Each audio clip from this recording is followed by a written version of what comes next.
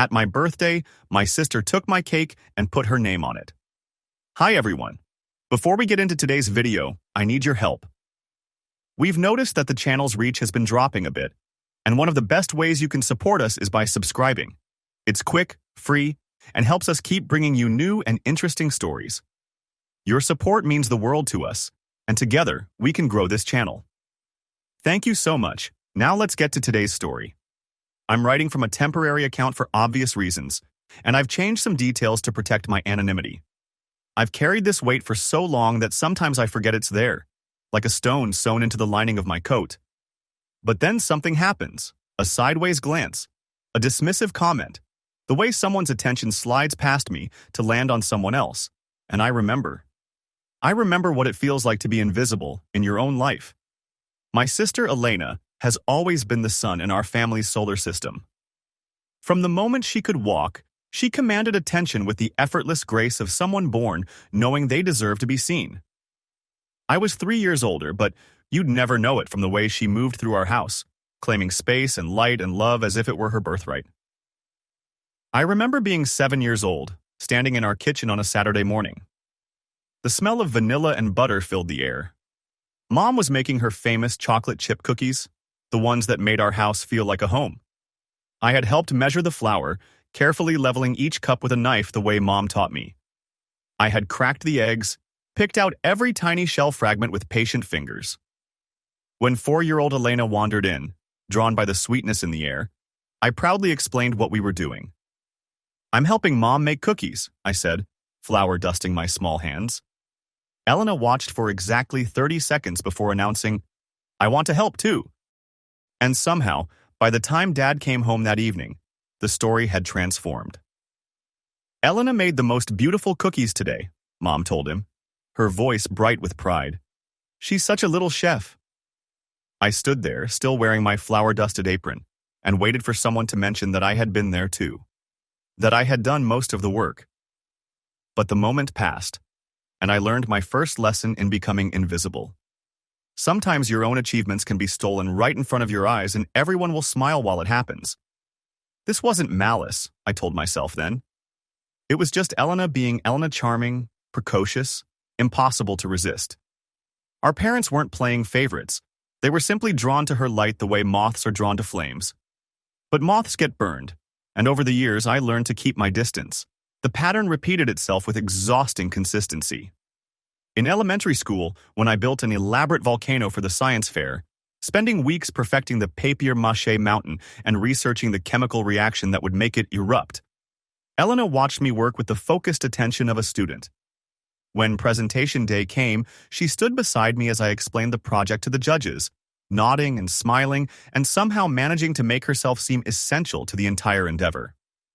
"We worked really hard on this," she told Mrs. Patterson, our neighbor who was judging. "I helped Daniel with all the research."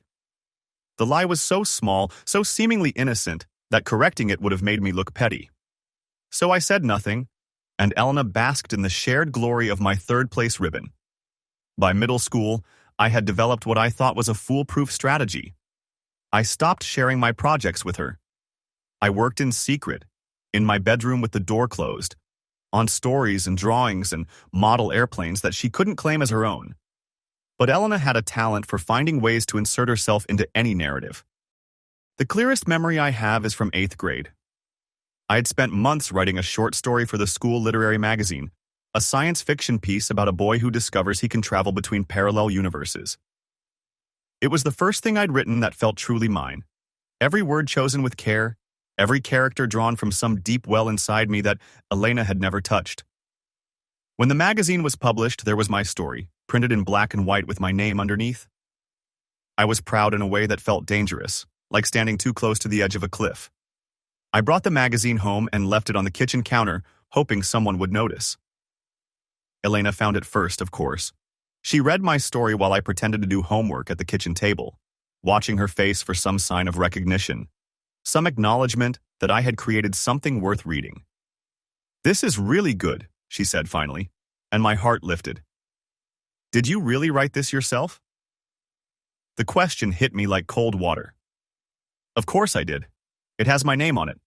I know, It seemed so professional, like something a real writer would write. She flipped through the pages again, frowning slightly. Are you sure you didn't get help? Maybe from that creative writing book you've been reading? And there it was, the seed of doubt, planted so skillfully that I almost didn't recognize it as sabotage. By the time our parents came home and Elena told them about Daniel's story that seems too good for him to have written alone, the achievement had been tainted. Instead of celebrating, they asked probing questions about my writing process, as if they needed to verify that I was capable of producing something worthwhile. I learned to expect this erosion. Every accomplishment, every moment of pride, every small victory would somehow become smaller in Elena's presence.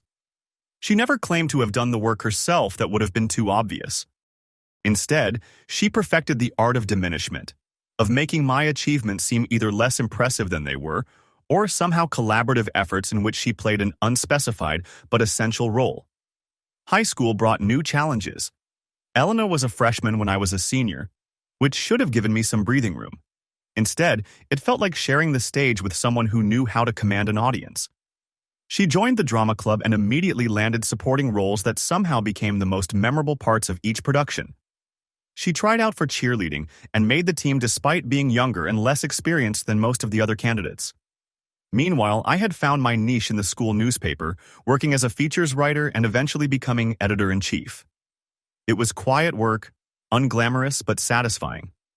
I loved the process of finding stories, of interviewing people and crafting articles that would help my classmates understand their world a little better. Elena started reading the paper religiously, always ready with suggestions for how I could improve my articles or ideas for stories I should pursue. Her interest should have felt supportive, but instead it felt invasive, like she was mapping the territory so she could claim it later. You should write about the new art teacher, she would say. I heard she used to work in New York. That could be really interesting. And when my article about Ms. Rodriguez appeared in the paper, Elena made sure to tell everyone who would listen that she had given me the idea. Not in a boastful way. Elena was never that obvious. Instead, she framed it as sisterly support, as evidence of how close we were, how much she cared about my success. I love helping Daniel with his articles, she told our parents. I think I have a good eye for finding stories that people want to read. The truth was being rewritten in real time, and I was helpless to stop it. How do you argue with someone who claims to be helping you? How do you explain that their help feels like theft? College offered an escape, or so I thought. I chose a university 3 states away, far enough that Elena couldn't simply show up whenever she wanted. For 4 years, I lived in blessed anonymity, making friends who knew nothing about my sister, accomplishing things that existed entirely outside her sphere of influence. I majored in journalism, wrote for the campus newspaper, and even won a regional award for investigative reporting. When I called home to share the news, my parents were appropriately proud. But somehow Elena managed to make the conversation about her own activities, her own achievements, her own plans for the future. That's amazing, Daniel, she said when she took the phone from Mom. You're so talented. I've been thinking about maybe trying journalism myself. I think I'd be good at it. Maybe we could work together someday. Even from 3 states away, she was colonizing my future. After graduation, I moved to the city and found work at a mid-sized magazine. It wasn't prestigious, but it was mine. I covered local politics and community issues, slowly building a reputation as someone who could find the human stories behind the headlines.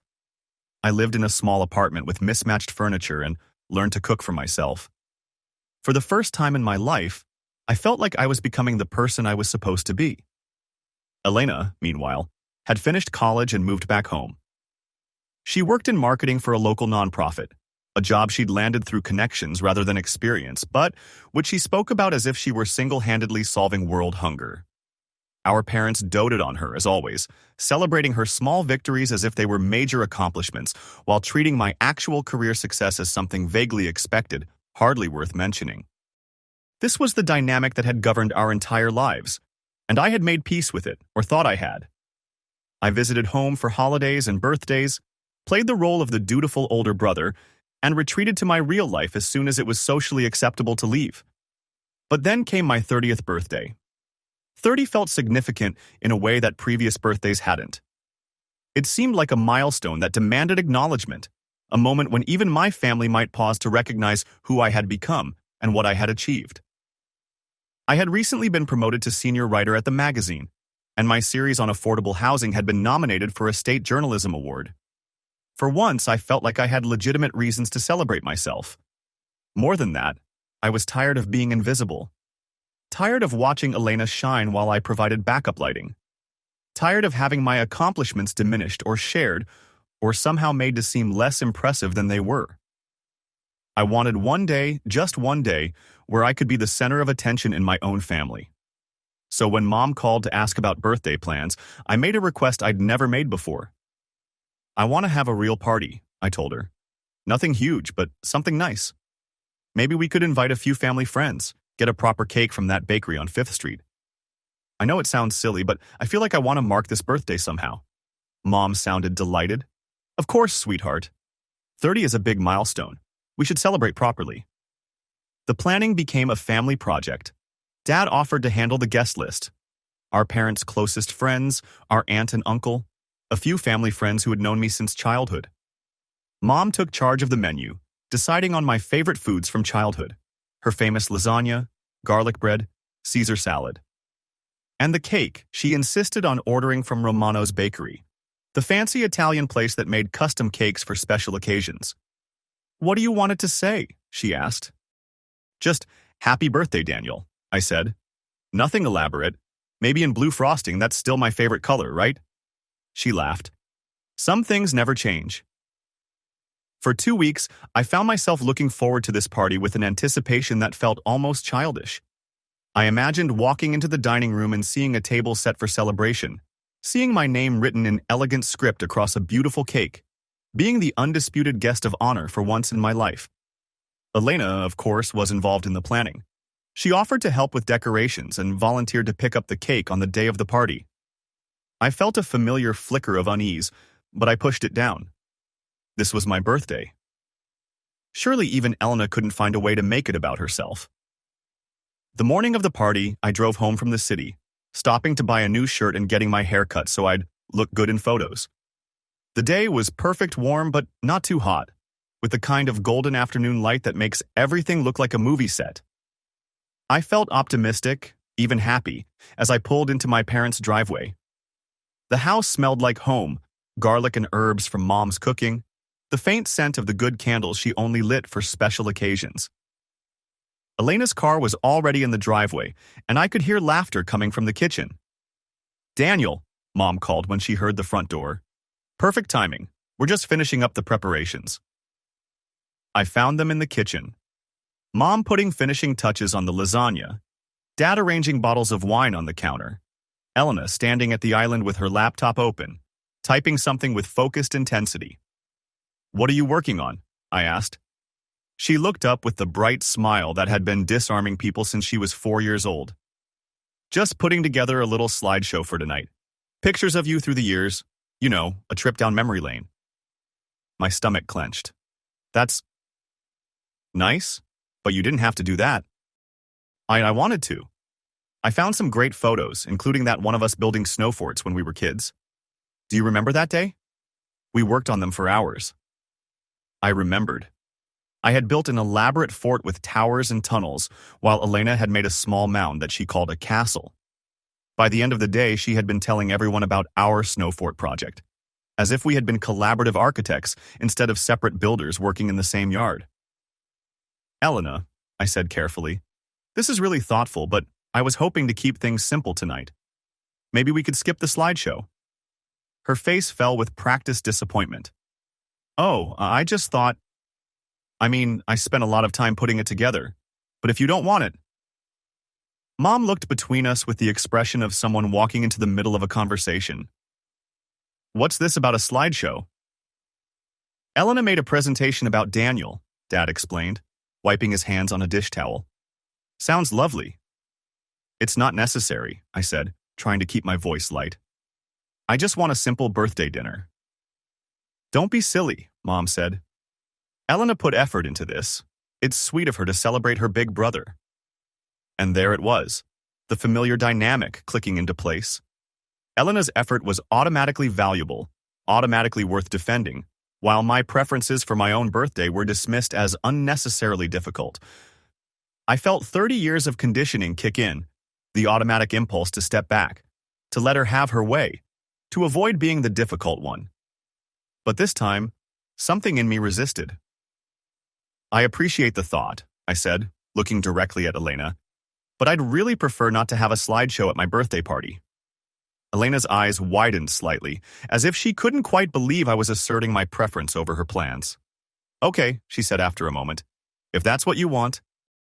What do you size? But she didn't close the laptop, and I could see her saving the file with careful deliberation, as if she were preserving evidence of her thoughtfulness and my ingratitude. The guests began arriving at 6. Aunt Carol and Uncle Mike, the Johnsons from down the street, Mrs. Patterson, who had judged my volcano all those years ago, and a few other family friends who had watched me grow up. The house filled with warm chatter and the clinking of glasses, and for a while, I forgot about the slideshow and Elena's disappointed expression. Everyone seemed genuinely happy to see me, asking about my work and my life in the city with what felt like real interest. Mr. Johnson remembered my award nomination and wanted to hear about the housing series. Mrs. Patterson asked if I was still writing stories, and when I told her about a recent article that had led to policy changes in the city council, she looked impressed. "You always were a thoughtful boy," she said. "I remember that science project you did in elementary school. That volcano was one of the best I ever judged." For a moment, I felt seen in a way that was rare and precious. These people remembered me, remembered my work, saw me as someone worth celebrating. Elena was charming as always, moving through the room with easy grace, but for once she wasn't the center of attention. This was my day, my celebration, my moment. When Mom announced that dinner was ready, we all moved to the dining room, where she had set the table with her good china and cloth napkins. My place was at the head of the table, another small acknowledgement that this was my day. The conversation flowed easily over dinner, with stories about work and family and local news. I found myself relaxing, laughing, enjoying the simple pleasure of being surrounded by people who cared about me. After dinner, Mom disappeared into the kitchen and returned with the cake. I saw it from across the room and felt my breath catch. It was perfect. A simple white cake with elegant blue frosting roses around the border and "Happy Birthday, Daniel," written in flowing script across the top. It was exactly what I had asked for, exactly what I had imagined. For a moment, I felt like that 7-year-old boy again, the one who had helped make cookies and wanted so badly to be acknowledged for his contribution. Everyone started singing "Happy Birthday," and I felt tears prick my eyes. This was it, my moment, my celebration, my name on the cake. After 30 years of living in Elena's shadow, I was finally the undisputed center of attention. Mom set the cake down in front of me, and I started to lean forward to blow out the candles.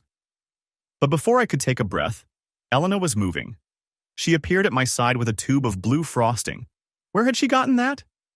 And before anyone could react, she was writing on the cake. Her hand moved quickly and surely, and I watched in horror as she added "and Elena" below my name in the same flowing script. The cake now read, "Happy Birthday, Daniel and Elena." The room went quiet. The singing had stopped mid-note, and everyone was staring at the cake, at Elena, at me. I felt like I was watching the scene from outside my body, unable to process what had just happened. "Elena," Mom said slowly, "what are you doing?" Elena looked up with that bright, innocent smile that had gotten her out of trouble her entire life. "Well, my birthday's next week, and I thought we could just combine the celebrations. It makes sense, doesn't it? 2 birthdays, 1 cake, more efficient." She said it as if it were the most logical thing in the world, as if she were doing everyone a favor by hijacking my birthday party. "But this is Daniel's party," Uncle Mike said, looking confused. "We're here for Daniel's 30th birthday." "I know," Elena said, "and now it's for my 27th too. See? It works out perfectly." She gestured to the cake as if the addition of her name somehow made everything clear. The blue frosting was still wet, slightly smeared where she had written quickly, and it looked wrong, like graffiti on a work of art. I stared at the cake, at my name now sharing space with hers, and felt something crack inside me. Not break crack. Like ice under pressure, with all the weight of 30 years finally becoming too much to bear. Elena, I said, my voice sounding strange and distant. It's not your birthday.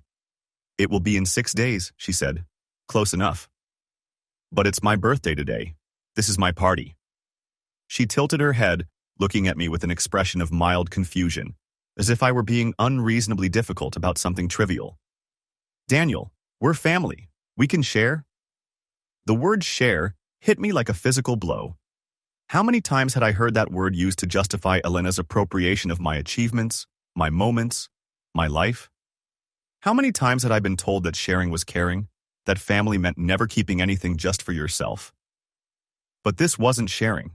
This was theft, dressed up in the language of generosity. I looked around the table at the faces of people who had come to celebrate me. Some looked uncomfortable, clearly sensing that something was wrong but not sure how to respond. Others seemed almost amused, as if Elena's impulsiveness were charming rather than destructive. My parents were exchanging glances, having one of those wordless conversations that married couples develop over decades. And Elena stood there beside the cake, frosting tube still in her hand, waiting for everyone to accept her rewriting of reality. No, I said. The word came out quietly, but in the silence of the dining room it sounded loud as a shout. Elena blinked. What?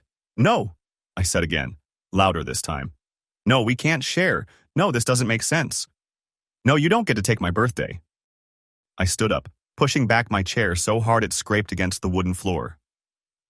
Elena took a step back, her expression shifting from confusion to something that might have been alarm. Daniel, Mom said in her warning voice, the tone she had used when we were children and I was getting too worked up about something. Elena was just trying to... I know exactly what Elena was trying to do, I interrupted, my voice getting louder. The same thing she's been doing my entire life, taking credit for my work, inserting herself into my achievements, making everything about her. That's not fair, Elena said, and for the first time her voice sounded uncertain. I was just trying to help. I thought we could celebrate together. Help? The word came out as a laugh, but there was no humor in it. Like you helped with my volcano in 3rd grade? Like you helped with my newspaper articles in high school? Like you helped with my cookies when I was 7 years old? Elena's face went pale. I don't know what you're talking about. But she did know. I could see it in her eyes. The recognition of every moment I was referencing. Every small theft that had seemed insignificant at the time, but had added up to a lifetime of erasure. Daniel, Dad said, his voice carrying the authority that had always been able to calm me down before. You're overreacting. Elena just wanted to be included. Included? I turned to look at him, at both my parents, sitting there in their good clothes at their perfectly set table, looking at me like I was the problem. In what? My birthday party? My life? My achievements? She's your sister, Mom said. Family supports each other. No, I said, shaking my head. Support is celebrating someone else's success. Support is showing up for someone else's moment. This, I gestured to the cake, to Elena, to the whole scene. This isn't support. This is stealing. The room was completely silent now. Even Elena seemed at a loss for words, her usual arsenal of charm and manipulation failing her in the face of my sudden clarity. I looked at the cake again, at my name crowded together with hers in blue frosting, and felt the last piece of my tolerance crumble away. You know what the saddest part is? I said, my voice dropping to almost a whisper. I convinced myself this was normal. I told myself that this was just how families worked, that Elena was just being Elena, that I was being too sensitive or too selfish or too something. I moved closer to the cake, studying Elena's hasty addition to the frosting. But it's not normal. It's not okay. And I'm done pretending that it is. Without breaking eye contact with Elena, I picked up the knife that Mom had placed beside the cake for cutting. For a moment, everyone seemed tense, as if they thought I might do something dramatic and destructive. Instead, I carefully scraped away the "and Elena" portion of the frosting, removing her name from my cake with surgical precision. The frosting came away in neat curls, leaving the original message intact. Happy birthday, Daniel. This is my birthday, I said, setting down the knife. This is my cake. These are my friends, celebrating my life, my achievements, my 30 years on this planet. And for once, just once, I'm not going to let you take that away from me. Elena was staring at the cake with an expression I'd never seen before. Not hurt, exactly, and not angry, but something like shock, as if she genuinely couldn't understand why I was being so unreasonable. Daniel, she said, her voice small and confused. I don't understand why you're being like this. I just thought we could share, I finished for her. Yes, I know. You always want to share. Share my achievements, share my moments, share my identity. But you never want to share the credit when something goes wrong, do you? You never want to share the blame or the disappointment or the failure. I looked around the table at the faces of people who had known me my entire life. People who had watched this dynamic play out for decades without ever questioning it. Do you know what it's like, I asked them, to never have anything that's just yours? To work for something, to earn something, to create something, and then watch someone else claim credit for it? To have your own family treat your achievements like their community property? Mrs. Patterson was nodding slowly, as if she were starting to understand something she'd sensed but never articulated. Mr. Johnson was looking uncomfortable, shifting in his seat like he wanted to be anywhere else. My parents were still exchanging glances, still trying to figure out how to diffuse the situation, how to get their son to calm down and accept the family dynamic that had worked for them for 30 years. But it hadn't worked for me. It had never worked for me. Elena, I said, turning back to my sister, who was still standing beside the mutilated cake with the tube of frosting in her hand. I need you to understand something. I need you to hear this clearly, because I'm only going to say it once. She nodded, her eyes wide. You don't get to rewrite my story anymore. You don't get to insert yourself into my achievements or my celebrations or my life. You don't get to diminish my accomplishments by suggesting I had help I didn't need or couldn't have done it alone.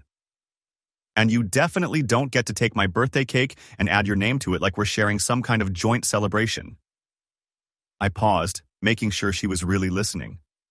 I love you. You're my sister, and that will never change. But love doesn't mean I have to let you erase me. It doesn't mean I have to share everything I am with you.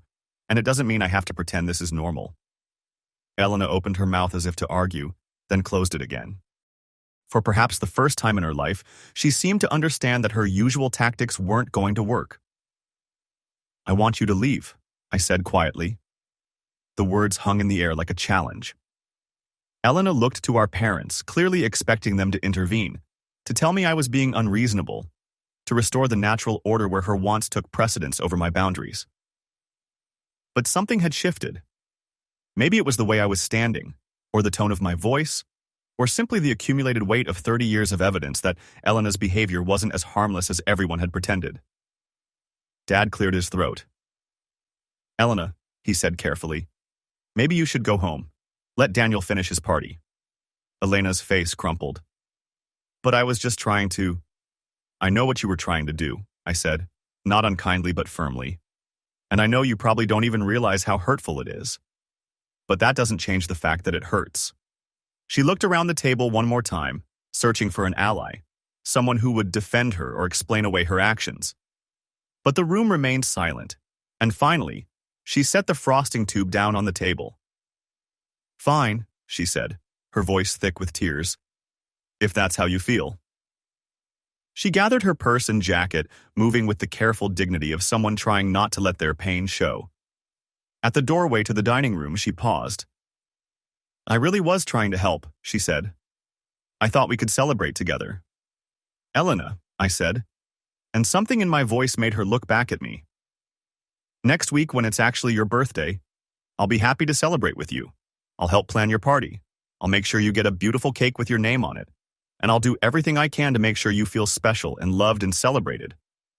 She nodded, tears now flowing freely down her cheeks. But this is my birthday, and I need you to let me have it. After she left, the room remained quiet for several long minutes. I sat back down in my chair, suddenly exhausted, as if I had run a marathon rather than had a conversation. Well, Uncle Mike said finally, that was intense. Mrs. Patterson reached over and patted my hand. You did the right thing, Daniel. Sometimes we have to stand up for ourselves, even with family. Especially with family, Mr. Johnson added quietly. Mom was looking at the cake, at the scraped-away frosting where Elena's name had been. I had no idea you felt this way, she said softly. I've felt this way my entire life, I told her. I just never felt like I was allowed to say it. Dad nodded slowly. We thought we were teaching you two to share, to be generous with each other. But I guess maybe we didn't pay enough attention to whether the sharing was going both ways. It wasn't a full apology, but it was recognition, and that felt like more than I had dared to hope for. So, Aunt Carol said brightly, clearly trying to lighten the mood, should we sing Happy Birthday again? I feel like we got interrupted the first time. I looked at the cake. My cake, with my name clearly written in blue frosting. No additions or modifications or claims of joint ownership. It was exactly what I had asked for. Exactly what I had wanted, exactly what I deserved. Yes, I said, smiling for what felt like the first time all evening. I'd like that very much. They sang, and I blew out the candles, and we ate cake that tasted like victory and freedom and the sweet possibility of a life where I no longer had to apologize for taking up space. Later, after the guests had gone home and I was helping Mom clean up, she asked me if I regretted confronting Elena so publicly. I thought about it, really considered the question. Elena was probably at home right now, crying and confused and possibly angry. Our relationship would need to be rebuilt from scratch, with new boundaries and new understandings. The easy dynamic of our childhood, where I accommodated and she assumed, was gone forever. No, I said finally. I don't regret it. I regret that it took me 30 years to find my voice, but I don't regret using it. Mom nodded, scraping frosting off plates. She's going to need time to understand what happened tonight. I know, and I'll be patient with her as long as she's willing to learn. But I'm not going to go back to the way things were. Good, Mom said, and the word surprised me. You shouldn't have to. I drove back to the city that night feeling different, as if I had left something heavy behind at my parents' house. For the first time in my life, I had stood up for myself without apology, had claimed space without justification, had insisted on my right to exist fully in my own life.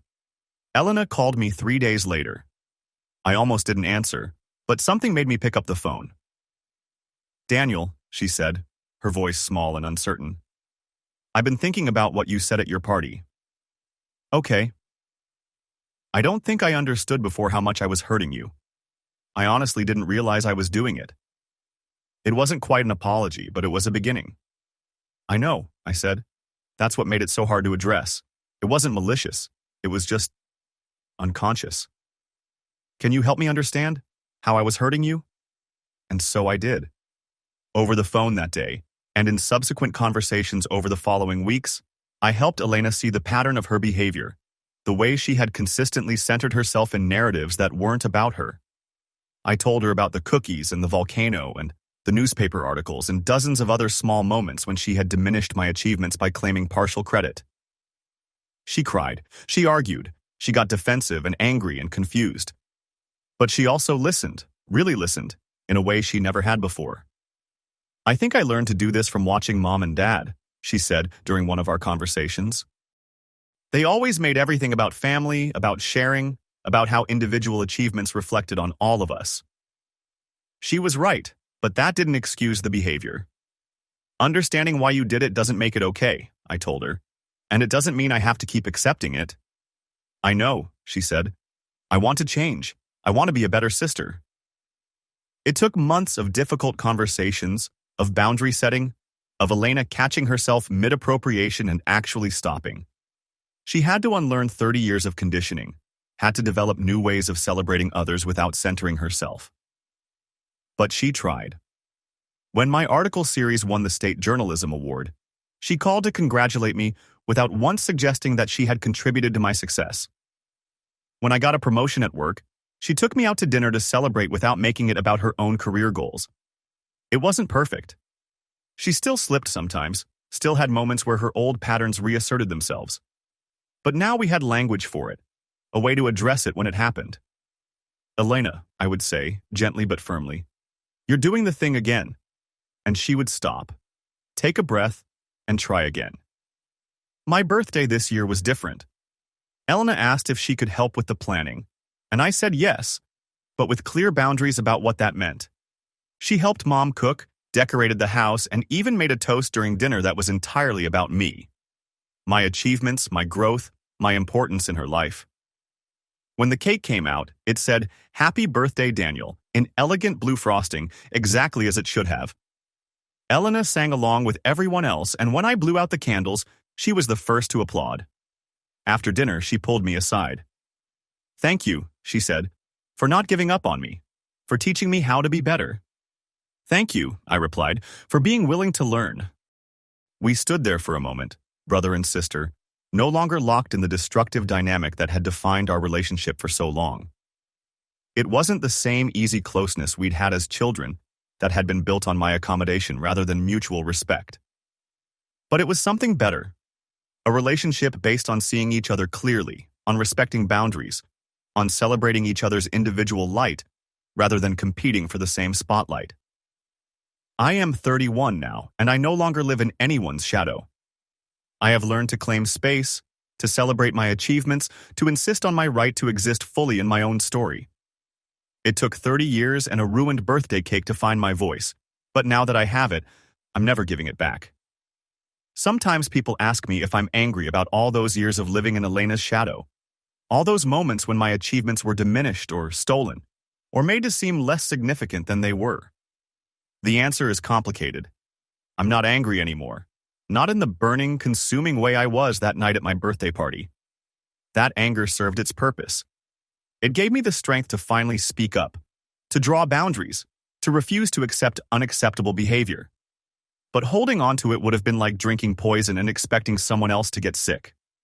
Instead, I feel something more like sadness for the person I was for so long, that boy. And then that man who believed his own needs and desires were inherently less important than everyone else's comfort. I grieve for all the moments I didn't celebrate myself, all the achievements I downplayed, all the times I made myself smaller so that others could shine brighter. But mostly, I feel grateful. Grateful that I found my voice before it was too late. Grateful that Elena was willing to change when confronted with the truth about her behavior. Grateful that our parents, however late in the game, were able to recognize their role in creating the dynamic that had hurt me for so long. I keep a photo from that birthday party on my desk at work, not the moment with the cake, but a picture someone took later in the evening, after Elena had left and the tension had dissipated. I'm sitting at the head of the table, laughing at something Uncle Mike said, surrounded by people who came to celebrate me. My face is relaxed and happy, in a way that I hadn't seen in years of family photos, where I always looked slightly uncomfortable, slightly displaced, slightly like I wasn't sure I belonged in the frame. In that photo, I look like someone who knows he deserves to be celebrated. Someone who takes up space without apology. Someone who exists fully in his own life rather than as a supporting character in someone else's story. That's who I am now, and that's who I plan to keep being. Last week, Elena called to ask for advice about planning her own birthday party. She's turning 28, and she wants to do something special. As we talked about guest lists and menu options and cake flavors, I realized how much our relationship has changed. She was asking for my input, not trying to co-opt my ideas. She was planning her own celebration, not trying to insert herself into someone else's. "I want it to feel authentic," she said. "Like it's really about me, you know? My interests, my achievements, my relationships. Does that make sense?" It made perfect sense. For the first time in her life, Elena was learning what it felt like to want something that was truly her own, and she was discovering that authentic celebration felt different from stolen spotlight. Better, but also more vulnerable. When you're celebrating your actual self rather than a borrowed identity, there's nowhere to hide. "I'm proud of you," I told her, and I meant it. For what? For learning to be yourself. It's harder than it looks. She was quiet for a moment. "Daniel, can I ask you something?" "Of course." "Do you think I ever really knew who I was before? Like, if I was always borrowing pieces of other people's identities, who was I underneath all that?" It was a profound question, and one I'd wondered about myself. Elena's identity had been so wrapped up in being impressive, being celebrated, being the center of attention, that I wasn't sure any of us knew who she was when she wasn't performing. "I think you're figuring that out now," I said, "and I think the person you're discovering is someone worth celebrating." When her birthday came, I kept my promise. I helped her plan a beautiful party, made sure she had a gorgeous cake with her name written in elegant script, and did everything I could to make her feel special and loved and celebrated. But this time, the celebration felt different. It was about Elena, the real Elena, not the performance version, and her genuine friends and interests and accomplishments. I gave a toast that night, speaking about my sister's growth, her courage in examining her own behavior, her willingness to change patterns that had seemed fixed for decades. I talked about how proud I was of the woman she was becoming, and how much I looked forward to seeing who she would continue to grow into. Elena cried during my toast, not the manipulative tears of someone trying to redirect attention, but the genuine emotion of someone who felt truly seen and appreciated for who she actually was. After her party, as we were cleaning up, she hugged me tightly. "Thank you for not giving up on us," she said. "Thank you for believing we could be better." "Thank you for proving me right," I replied. Now, when people ask me about that birthday party, the one where my sister wrote her name on my cake and I finally found my voice, I tell them it was one of the most important nights of my life. Not because of the confrontation, but because of what came after. The honest conversations, the changed behavior, the relationship built on mutual respect rather than old patterns of accommodation and appropriation. I tell them that sometimes the most loving thing you can do for someone is refuse to enable their destructive behavior. Sometimes caring means setting boundaries, even when those boundaries are uncomfortable for everyone involved. Most importantly, I tell them that it's never too late to start advocating for yourself. 30 years is a long time to live as a supporting character in your own life, but it's not too late to step into the starring role. It's not too late to claim your achievements, celebrate your successes, and insist on your right to exist fully and authentically. I am 31 years old, and I know who I am. I am a journalist who tells important stories. I am a son who learned to set boundaries. I am a brother who refused to accept unacceptable behavior and helped his sister become a better person. I am someone who deserves celebration, recognition, and respect. And when my next birthday comes around, my cake will have exactly one name on it: mine. That's not selfishness. That's not cruelty. That's not being difficult or demanding or unreasonable. That's just knowing my worth.